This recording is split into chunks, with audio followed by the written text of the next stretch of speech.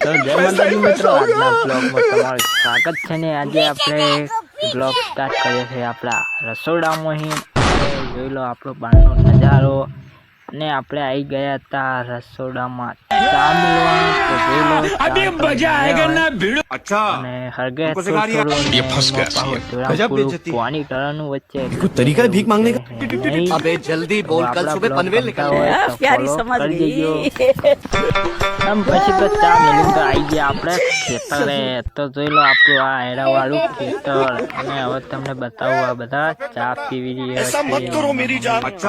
જો આ સાઈડ એક કાકો બેઠા અને પણ ચા આપી દીધો.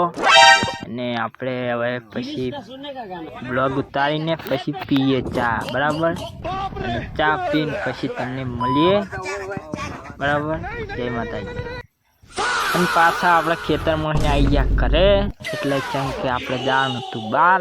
તો જોઈ લો આપણે આવી ગયા ઘરે અને ઘરેથી હવે પૈસા લઈને અને જાશું હવે બહાર.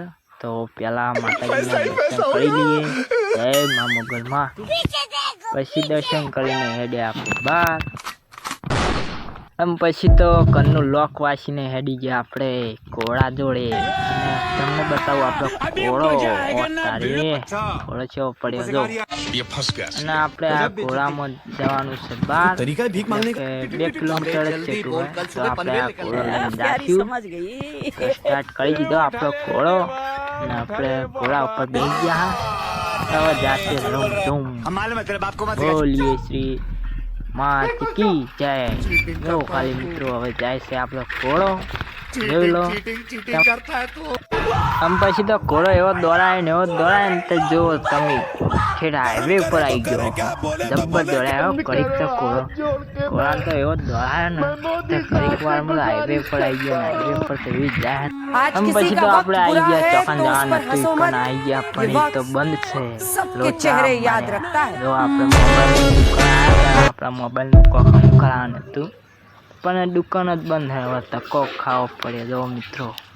એટલે આવું થાય, વિચારીને જ આવવું જોઈએ. તો જય માતાજી મિત્રો, આપણો બ્લોગ કેવો લાગ્યો કમેન્ટમાં જણાવજો. અને આપણો બ્લોગ ગમતો હોય તો ફોલો કરી દેજો અને લાઈક કરી દેજો અને કમેન્ટ કરી દેજો. આવા બ્લોગ જોવા માટે આપણા ફેસબુક પેજને ફોલો કરી દેજો. જય માતાજી.